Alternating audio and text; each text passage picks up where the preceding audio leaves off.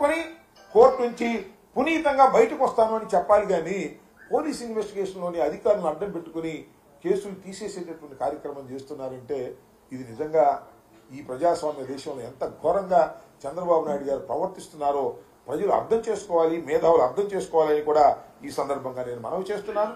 చంద్రబాబు నాయుడు గారు ఆ రోజున ఎంత దారుణంగా ప్రవర్తించారో మీ అందరికీ గుర్తుండే ఉంటుంది. వెళ్ళి గలాట సృష్టించేటువంటి కార్యక్రమం చేస్తేనే తప్పనిసరి అయిన పరిస్థితుల్లోనే ఉమాపతి రెడ్డి గారు కంప్లైంట్ ఇస్తే పోలీసులు కేసు రిజిస్టర్ చేశారు.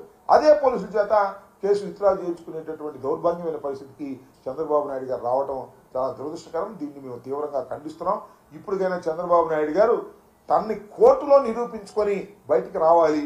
ఇన్వెస్టిగేషన్లో అధికారాన్ని ఉపయోగించుకొని తప్పుకు పోతే అది సరైనటువంటి సాంప్రదాయం కాదని కూడా ఈ సందర్భంగా నేను చెప్పదలుచుకున్నాను. రెండో అంశం ఏంటంటే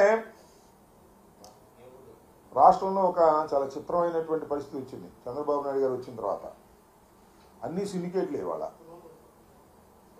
అసలు టెండర్లు ఉండవు, కాంపిటీషన్ ఉండవు, ధరలు మాత్రం వాళ్ళు నిర్ణయిస్తారు. ఆ ధరలకే మనం కొనాలి, లేదు మనం అమ్ముకోవాలన్నా కూడా ఆ ధరలకే మనం అమ్ముకోవాలి.